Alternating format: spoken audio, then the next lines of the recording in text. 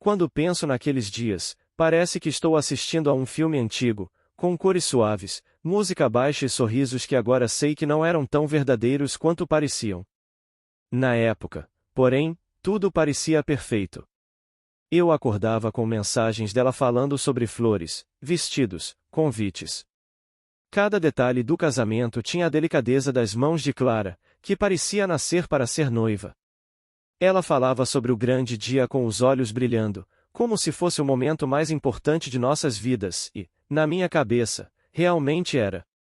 Eu a conhecia desde a faculdade. Ela era o tipo de pessoa que entrava num lugar e fazia tudo ficar mais leve. Tinha aquele riso fácil, um jeito de tocar as pessoas no braço enquanto falava, como se quisesse que cada palavra fosse sentida. Durante anos, acreditamos que éramos o par perfeito. E quando o anel brilhou no dedo dela, todos ao nosso redor, família, amigos, colegas, celebraram como se fosse um conto de fadas se tornando realidade. Os preparativos foram intensos. Escolhemos um sítio no campo, com vista para um lago, flores brancas penduradas por todo o lado. O vestido dela foi feito sob medida. Ela chorou no dia da prova final, e eu chorei só de vê-la sorrir. Naquela época, não havia espaço para dúvidas ou sombras, pelo menos, não para mim. Eu estava tão cego de amor que nem percebia que, por trás dos ensaios de dança e das degustações de bolo, havia pequenas rachaduras aparecendo, rachaduras que, hoje, consigo ver com clareza assustadora. As noites eram longas, conversando sobre lua de mel, casa própria, filhos. Clara sempre falava sobre futuro com a mesma convicção de quem jura que nada pode dar errado. Eu acreditava em cada palavra, em cada gesto. Eu não imaginava, nem em meus piores pesadelos, que uma semana antes do nosso A Felizes para Sempre, a realidade me daria o golpe mais duro da minha vida. E foi nesse mesmo período de preparativos perfeitos que os primeiros sinais começaram a surgir. Sinais que, na época, pareciam tão pequenos que quase passaram despercebidos. Quase. No começo, eram apenas detalhes, tão pequenos, tão aparentemente inofensivos, que qualquer pessoa apaixonada teria ignorado, e foi exatamente isso que eu fiz. Clara havia começado no novo emprego há poucos meses. Era uma oportunidade incrível, segundo ela, salário alto, benefícios, possibilidade de crescer rápido. Eu lembro perfeitamente de quando ela recebeu a notícia. Pulou em meus braços, riu como uma criança e disse: "Agora sim, a nossa vida vai decolar." E eu acreditei. Nos primeiros dias, ela chegava em casa animada, contando histórias engraçadas sobre os colegas, sobre como queria causar uma boa impressão. Mas havia um detalhe curioso, e toda vez que mencionava o nome do chefe, sua voz mudava levemente. Não era algo gritante, nada que me fizesse desconfiar de cara, mas tinha ali uma doçura estranha, como se o simples ato de pronunciar aquele nome já fosse especial. Com o tempo, as histórias sobre o trabalho começaram a se repetir. Sempre sobre ele. Ele é muito inteligente. Ele tem uma visão incrível. Ele me trata como se eu fosse essencial. Eu sorria, fingia não ligar, dizia que estava orgulhoso. E realmente estava. Mas por dentro, havia uma pontada de incômodo que eu empurrava para o fundo da minha mente. Afinal, era a mulher que eu amava e nós íamos nos casar. Desconfiar dela seria, para mim, quase uma traição. As saídas também começaram a aumentar. Antes, nossas noites eram sagradas, jantar juntos, assistir séries, conversar até dormir. De repente, surgiram a happy hours de integração, reuniões de última hora, jantares com a equipe. Quando eu perguntava, ela sempre tinha respostas rápidas, diretas, quase ensaiadas. Eu aceitava, repetindo para mim mesmo que confiança era a base de tudo. Havia dias em que Clara chegava com um perfume diferente do que costumava usar comigo. Não era o cheiro em si, era a sensação de que ela voltava de outro mundo. Um mundo que não me incluía.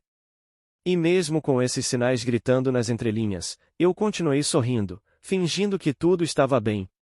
Foi exatamente nesse estado de negação doce que a mensagem chegou, a mensagem que rasgaria a minha vida ao meio. Era uma terça-feira, final de tarde. Eu estava no trabalho, cercado por pilhas de relatórios e com a cabeça mergulhada em prazos, quando meu celular vibrou sobre a mesa. Olhei de relance e vi uma notificação de número desconhecido. Pensei em ignorar, mas havia algo naquela mensagem, talvez a forma direta, talvez o frio que senti na espinha antes mesmo de abri-la, que me fez parar tudo. Você precisa saber a verdade antes que seja tarde demais. Foi assim que começou. Logo abaixo, vieram prints. Primeiro, um diálogo entre Clara e alguém salvo apenas como AJ. A conversa era íntima demais para ser profissional. Havia emojis, palavras com duplo sentido, risadas digitadas como quem compartilha segredos. Rolei a tela. Havia a data. Havia a hora. Havia provas. E então, como uma bomba, apareceu o endereço de um motel, exatamente 7 dias antes do nosso casamento. Ela escreveu, e depois do casamento, isso vai precisar acabar. E ele respondeu, vamos aproveitar enquanto podemos. Eu li aquelas palavras 1, 2, 10 vezes, esperando acordar de um pesadelo mal costurado.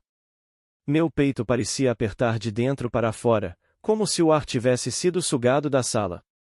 Meus dedos tremiam, e a tela começou a ficar embaçada pelas lágrimas que eu tentava segurar. O som dos colegas trabalhando ao redor sumiu.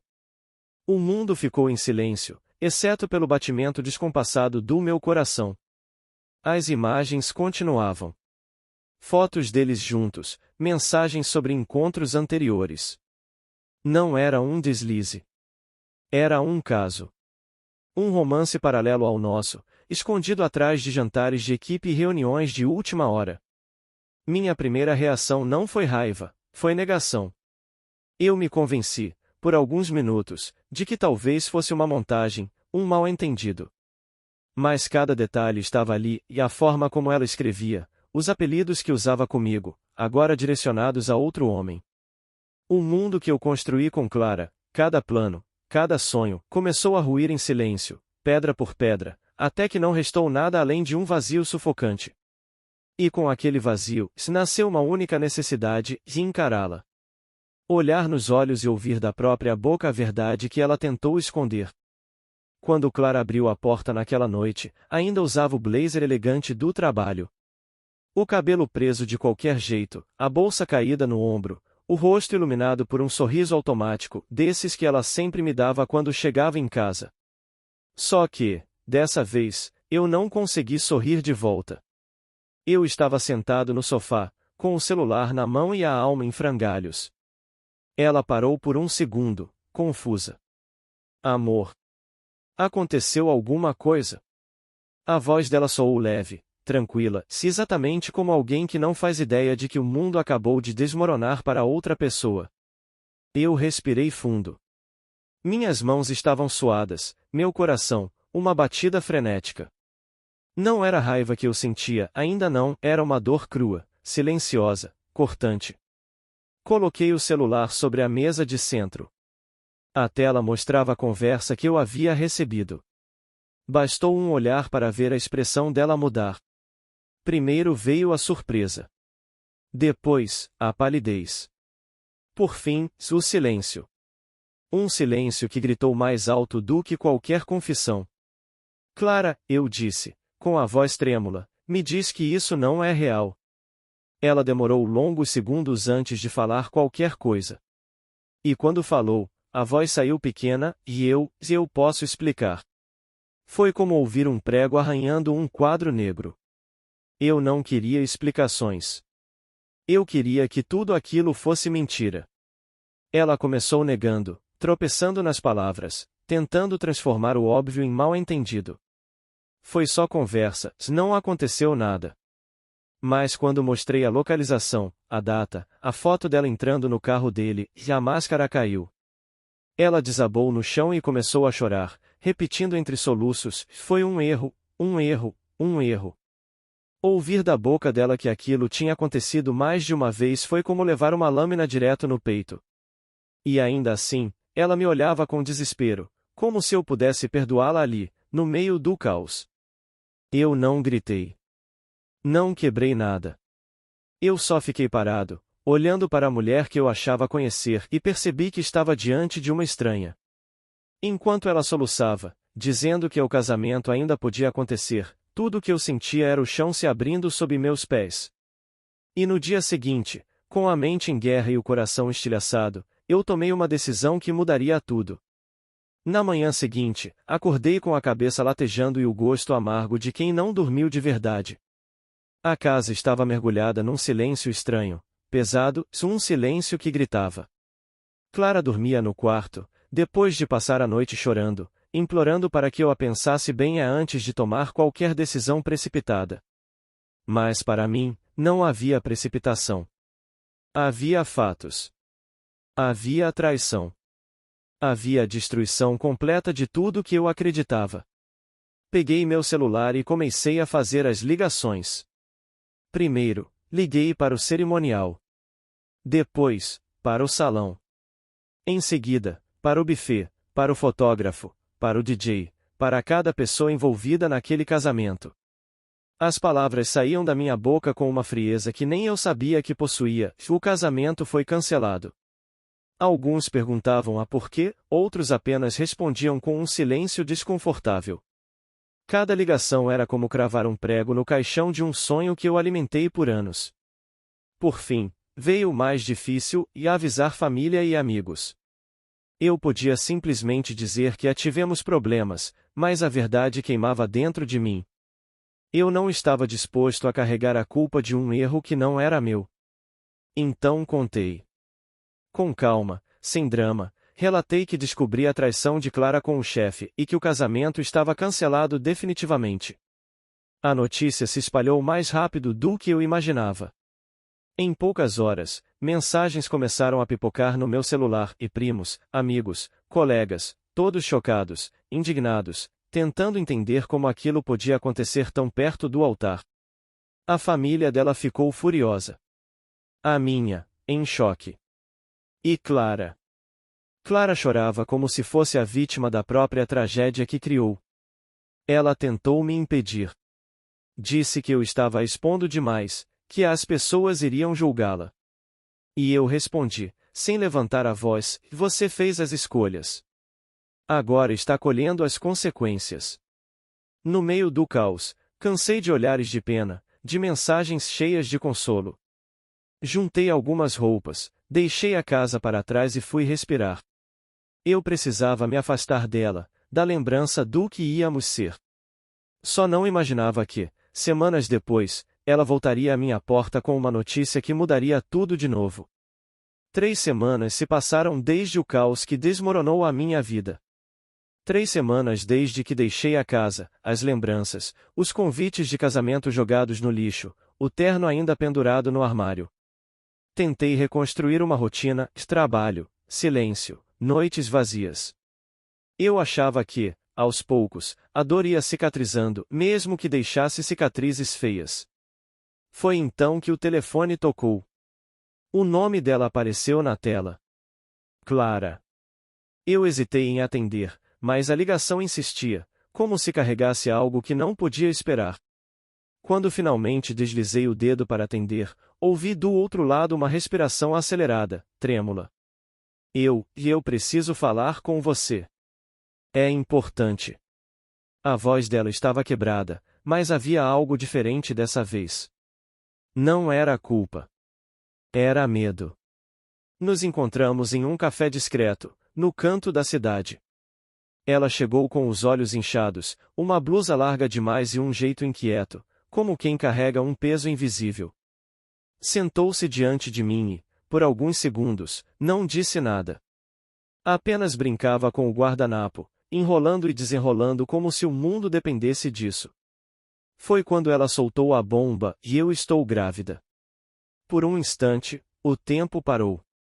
O barulho das xícaras batendo, as conversas ao redor, tudo desapareceu. Só restou aquela frase pairando no ar, cortante, cruel, real demais. Antes mesmo de conseguir reagir, ela completou: e é dele, provavelmente. A palavra provavelmente assoou como um tiro. Clara começou a falar rápido, tentando me convencer de que nós ainda poderíamos criar a criança. Você sempre quis ser pai, lembra? A gente ainda pode ter uma família. Eu sei que errei, mas podemos recomeçar. Eu olhava para ela e sentia um nó no estômago. Ela falava como se eu tivesse a obrigação de remendar os pedaços de um erro que não cometi. Ela estava desesperada, não por mim, mas por uma solução. O chefe dela, o homem com quem me traiu, havia desaparecido assim que soube da gravidez. E então, como um último fio de esperança, ela decidiu correr atrás do único homem que ainda amava verdadeiramente, ou pelo menos, dizia amar. O alicerce inteiro da vida que ela tinha planejado. Começou de forma inofensiva. Mensagens longas no meio da madrugada, textos carregados de promessas e lembranças, e eu sei que te magoei, mas posso consertar tudo. Você sempre quis ser pai, e eu ainda quero isso com você. Eu deixava no visto. Às vezes nem abria. Mas cada vez que eu ignorava, o tom mudava. De súplica para cobrança. De amor para manipulação.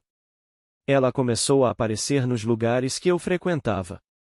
Saía do trabalho e lá estava ela, encostada no meu carro, com os olhos inchados e um discurso ensaiado na ponta da língua. Você não pode me abandonar assim. Eu estou grávida, é seu dever moral me ajudar. Dizia dever moral como se eu tivesse jurado fidelidade a um erro que ela escolheu cometer. As ligações se tornaram diárias. Se eu não atendia, ela deixava áudios chorando, gritando, implorando. Em certos momentos, sua voz assumia um tom frio, quase ameaçador. Começou a procurar minha família, mandou mensagens para minha mãe, foi até a casa dos meus pais chorando na frente do portão, como se fosse a vítima da história. Era sufocante. Minha rotina foi invadida por uma presença que eu não queria mais na minha vida. Eu trocava caminhos, evitava horários, mudava trajetos. Mas, de alguma forma, ela sempre aparecia, como se estivesse me vigiando. Aquela mulher que um dia eu amei parecia agora alguém completamente diferente. Alguém que não aceitava a não como resposta. E foi no meio dessa espiral sufocante, cercado por chantagens emocionais e olhares carregados de desespero, que a verdade que ela tentou esconder por trás de lágrimas começou a vir à tona, crua, feia e reveladora. Eu sempre soube que havia mais por trás daquele desespero. Clara não era alguém que implorava com facilidade, sempre teve orgulho demais para se ajoelhar assim. Então, quando vi aquele comportamento quase obsessivo, percebi que algo ainda estava sendo escondido e eu estava prestes a descobrir exatamente o que. Foi numa manhã qualquer, dessas em que o ar parece mais pesado que o normal, que a verdade começou a escorrer pelas rachaduras da história que ela havia contado. Eu estava no trabalho quando um amigo em comum me mandou uma mensagem curta, seca, como quem sabe que está prestes a jogar gasolina em um incêndio. Cara, você precisa ver isso. Ele me enviou prints de uma conversa entre Clara e uma colega dela do escritório. Ali, preto no branco, estava tudo, que ela havia contado para essa colega que o chefe, o homem com quem me traiu, tinha uma esposa. Não só isso, tinha filhos. E assim que soube da gravidez, ele desapareceu. Sumiu de reuniões, bloqueou o número dela, fingiu que nada havia acontecido. Ela não estava tentando reconstruir a vida comigo por amor. Estava tentando me usar como plano B. Como a homem decente a que poderia dar um nome, uma família, um lar para a criança que não era minha. Eu li e reli aquelas mensagens e senti uma mistura de raiva e incredulidade. A mulher que jurou me amar no altar, ou quase me jurou, estava pronta para me empurrar para dentro de uma mentira para salvar a própria pele. De repente, toda a perseguição, as mensagens, as lágrimas, tudo fez sentido. Ela não estava arrependida de ter me traído, estava desesperada por não ficar sozinha com as consequências do próprio erro. Eu senti o peito queimar, mas dessa vez não era dor, era um tipo de raiva silenciosa, controlada, que endurece a alma. Foi então que decidi que não iria mais permitir nenhuma invasão na minha vida. E essa decisão me levaria ao passo mais duro, porém mais libertador de toda essa história. Depois que a verdade veio à tona por completo, algo dentro de mim mudou. Não foi um estalo cinematográfico, nem uma explosão dramática, foi mais silencioso que isso. Foi como se, pela primeira vez em meses, eu respirasse fundo e sentisse o ar preencher meus pulmões sem o peso de alguém me sufocando. Eu entendi, de uma vez por todas, que não havia mais nada ali que valesse a pena segurar. Clara continuou tentando por algum tempo. Tentou me comover, tentou me culpar, tentou se fazer de vítima. Chegou ao ponto de aparecer na frente da minha casa chorando com a barriga já começando a aparecer. Eu fiquei parado na janela, observando de longe, e pela primeira vez não senti pena, senti apenas distância. A mulher que estava ali não era mais a noiva que um dia eu sonhei em chamar de esposa. Era uma estranha. Uma estranha com quem eu quase dividi uma vida. Com a ajuda de um advogado, consegui uma ordem de restrição. Cortei qualquer forma de contato, bloqueei todos os canais, e minha família fez o mesmo.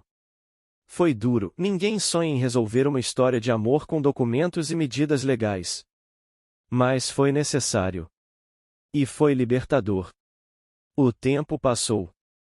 Hoje, ela tem o filho do chefe, não o meu. Ele nunca assumiu, e ela acabou sozinha, criando a criança da forma que escolheu viver. Às vezes, ainda cruzo com alguém que me pergunta: como você teve coragem de cancelar tudo a uma semana do casamento?